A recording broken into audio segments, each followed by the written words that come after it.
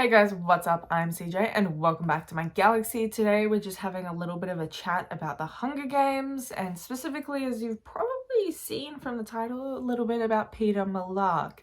Now, my whole thing is that Peeta Mellark does need a novel. In my personal opinion, I'd love to see his perspective on the original trilogy. I know I'm not going to get that, but today we're here to discuss the possibility or maybe the inevitability of Peeta actually getting his own novel.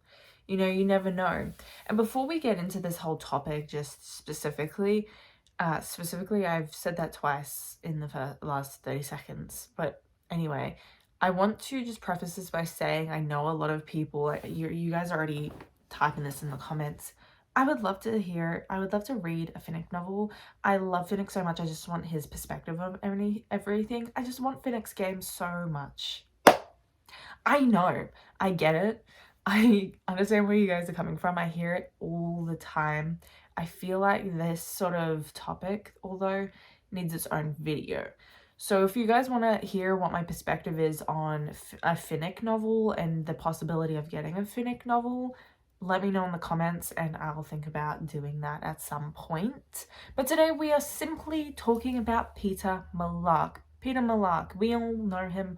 We all love him, and I've made a shrine for him that I'm looking at right now, and if you haven't seen it, I have a whole video on my channel about making a shrine to Peeta Mellark. Now, why do people want a Peeta Mellark novel? It's something that a lot of people discuss. The whole discourse is, right, when it comes to new novels in the Hunger Games franchise, is that and asking for a new novel as well, it almost comes across as capital, like we're capital citizens, that we want everyone's games, we want everyone's perspective, we want more entertainment, we're hungry for entertainment, for the Hunger Games, like the capital people, and it feels almost distasteful, I guess, that we want another novel, which is fair because that's the whole theme of the novel, is that we should not be asking for entertainment from these kids.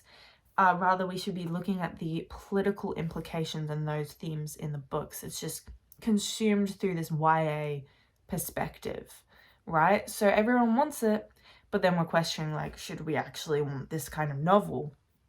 And the answer is probably not. But if we're going across the themes of, like, we can't have every single victor's perspective because that'd be very capital of us, which novels are we going to actually get in the future? So the novels that we do have, right, Katniss, or not the novels, the perspectives, the story of, we have Katniss and Peeta in the original trilogy, which is something that I want everyone to hold in their minds for this, like, later point that I want to make about a Peeta Mellark novel, right?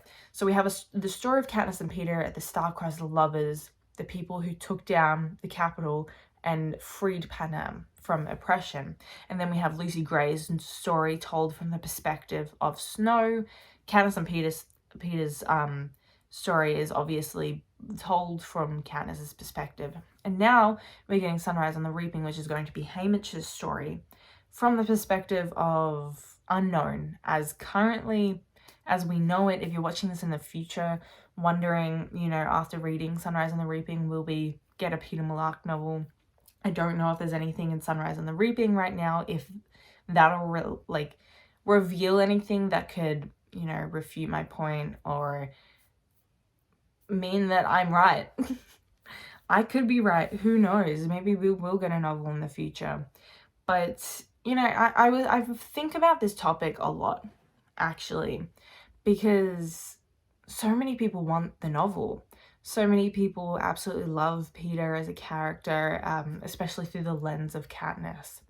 Now, what I've noticed is that, and I've seen a lot of comments on this on my videos as well in the past, that we look to be getting every story from District 12 just through different lenses and different perspectives. So Katniss is the perspective of Katniss and Peeta. And technically, we've heard Peeta's story already. We're only seemingly getting the stories of District 12, which, if you want me to make a Finnick video about his possible book, let me know. But this point also goes into like a possible Finnick novel, that we seem to only be getting District 12 stories and revealing information about the poorest district of Panam, that they seemingly are the most oppressed, but also that's arguable because if you look at places like District 11, for example, that they're very heavily, they have very heavy security in their district, a lot less than District 12 because they're very neglected. Now, if you get into the whole idea that Lucy Gray was told, and she wasn't technically District 12, she was Covey, and they kind of like traveled everywhere. I think then it's not necessarily District 12 Victor story, but technically speaking, yes, it is a District 12 perspective, and it wasn't told by her specifically. So, which is also a reason why I think that Hamish's story isn't going to be told by him. But that's like a story for another day when we actually know who the perspective is going to be told by. Now, let's get into the actual possibility of Peeta's story being told. Peeta's story being told, and once again, like I said before, technically we already know his story because his story is a part of the Star-Crossed Lovers, and he is the victor, the same victor as Katniss's year because they win together against all odds. Literally, may the odds be ever in your favor. The odds were in both of their favors, and that's the theme that follows the both of them. This story would not have existed without Peeta. If you took Peeta out of this and only had Katniss in this narrative, I find that it'd be highly unlikely that we'd get all the way to Mockingjay. I think it'd be a possibility that the Catching Fire would still occur without Peeta, simply because she did start some form of rebellion through Rue and her tribute to Rue's death.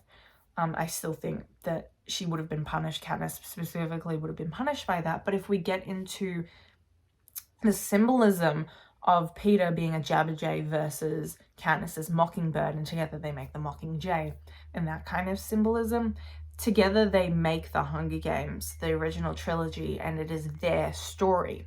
So from that perspective specifically, I think it's highly unlikely that we will see a novel from Peeta's perspective.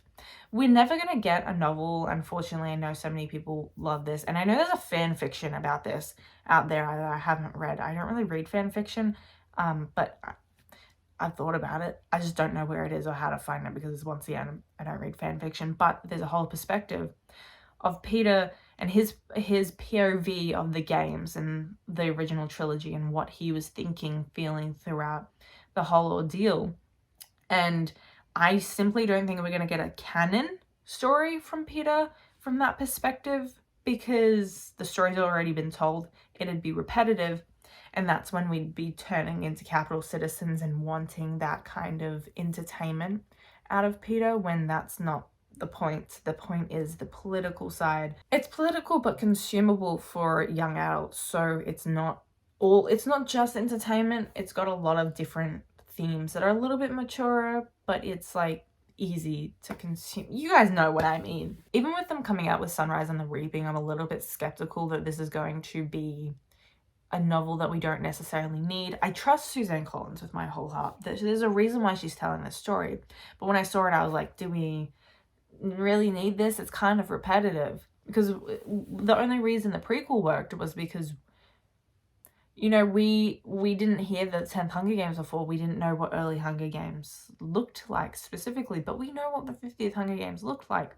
So when it comes to Peeta's perspective, we know, technically, even though Katniss is a biased narrator, we know how Peeta's thinking and feeling and acting because we literally see it, that we know that eventually in the epilogue, Peeta is trying to tell Katniss that everything's going to be fine with our kids. They're in a safe world and they're living in a world without the Hunger Games, and Katniss is like, yeah, okay, trying to convince myself too of that, and Peeta's very reassuring towards her, and eventually they grow back together.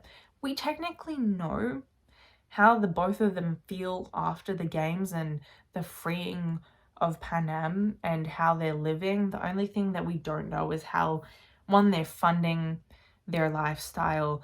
I've always wondered that personally, is how they're living just generally. Did does the government still give them the, like, victor's earnings technically, because they still kind of owe that to them? And you know, Peeta and Katniss were the reason the rebellion started, and Panem could live the way they can. So in my opinion, they're owed money and the lifestyle that they want to be able to live. But I have always been curious about that. If you guys want to speculate in the comments, let me know. I need to hear you guys' ideas. How did they fund their lifestyle? How did they live? Did they stay in one of the Victor mansions? That's something I would love to know. Did they eventually move? Where's Haymitch living? What happened to Haymitch? You know, that's the sort of thing that I would want to know. Now, transitioning from that point is that because we want to know so much, first of all, in the epilogue, we don't know the kids' names, and I've seen a lot of people say that it's kind of Katniss taking back that power that she shared so much of her life as a young adult in Panem with Panem, that she wants to be able to keep the rest of her life a secret, and being able to see that through Peeta is taking away Katniss's need for privacy at that point. And I assume Peeta's on the same page that they want that kind of privacy later on in life. But besides all that, right, is there a possibility down the line that maybe, just maybe, Suzanne Collins could write a book as a sequel to the original trilogy from Peeta's perspective? I think there is maybe a very, very little chance. Very little, but still a chance that we could get a Peeta's point of view book sequel to the original trilogy. Very far off in the future, you know, post-kids, that sort of thing, a post-epilogue, so they're like mid-30s, although it is still a YA novel, and I think the protagonist might not be Peeta. It could be Peeta's story, but it could be in the perspective of their kids when they're teenagers, like the oldest daughter, and looking after her little brother. I think it was a girl and then it was a little boy in the books. The reason I think that there's a slight chance that we could is because of what Peeta represents. And Peeta represents rebirth and peace and love, the hippie kind of junk. No, he's not a hippie, but he represents the dandelion in the spring, the kind of rebirth that happens after war, and the Katniss and Peeta finding that life and recreating their lives, building up from, I just knocked my ring light, building up from what was destroyed. I think a story from Peeta would be really good as a symbol of hope, in a way that if Suzanne Collins wants to come to us as an audience and say, hey, I know the world is dreary, I know that all of this is happening in the world and it sucks, but this is what it could be if we keep fighting for what's right, you know, and Peeta would be representative of that idea of hope in a narrative. You guys know what I mean by that. The theme that we could still rebuild from what has been destroyed in the real world. We know that Suzanne Collins uses her art and her writing to represent real world themes. And we know that it's very reflective of US politics, and the US sucks so bad right now, and they're not doing good over there. If you're from the US, like, you guys all right? Because it doesn't look like it. And Suzanne Collins is writing about that, and maybe at some point she's going to want to represent that as the main theme of a novel, and I think Peeta would be the perfect character to represent that through, and that would be his specific story, alongside Haymitch getting his own story, Lucy Gray getting her own story, and Katniss getting her own story. Despite the fact that Peeta's technically a part of Katniss's story as well, that both their stories are being told at the same time in the original trilogy. I just think it'd be really amazing to be able to see that. Although I will say, hope is kind of woven through all of the novels, and we see that in the movie with Donald Sutherland's character, and the movie specifically saying that they let a little bit of hope seep through. I don't remember the exact quote, but if anyone knows the exact quote, put it down in the comments. They let a little bit of hope seep through in the Hunger Games. Instead of like lining up all the kids and shooting them dead, they allow a victor to win for that hope.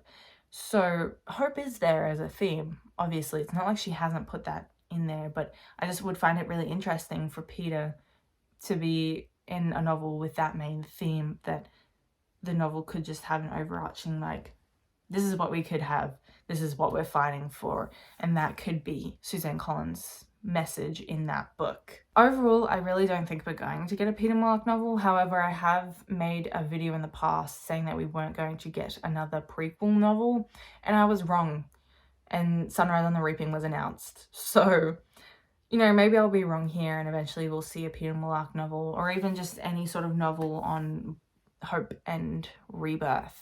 Who knows? But if you guys like this video, please like and subscribe, and write me one of you guys' essays in the comment section. I know you guys love writing me essays, and I very much encourage it because I read every single one of them and I reply to every single comment. Even if you haven't written me an essay, I'll reply being like, hey bestie, love the comment, thanks for watching, or something like that. I don't know.